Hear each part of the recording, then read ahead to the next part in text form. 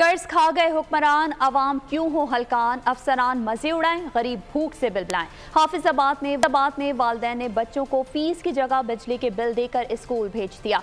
बिलों के खिलाफ बच्चों का एहतजाज, सड़क पर ही टैबलोज के अंदाज में अपना फैसला हुक्मरानों को सुना डाला। इस चीज़ ने अवाम पे इतना वजन और बर्डन डाल दिया है कि अवाम के लिए अब 2 वक्त का खाना पूरा करना भी मुश्किल है। अब अवाम बच्चों को खाना खिलाएं, पढ़ाएं या फिर वो बिजली के बिल जमा करवाएं। हमारे मामा पापा हमारी फीस से दे या स्कूल या हमारा बिजली और गैस का बिल दे। हुकूमत को चाहिए कि नोटिस में ले आ। हमारे घर का बिल ज़्यादा है, हमारे मामा पापा बिल दे या फीसें दे। हुकूमत से दरख्वास्त है कि अवाम जो है बहुत गरीब है और हमारा जो हालात हैं वो इस कदर बुरे हालात हैं कि हुकूमत जो है ना बिल्कुल साथ नहीं दे रही गरीब लोगों का, खास करके। सर बड़ी मुश्किल हो रही है और बजट पूरे का पूरा डिस्टर्ब हो जाता है।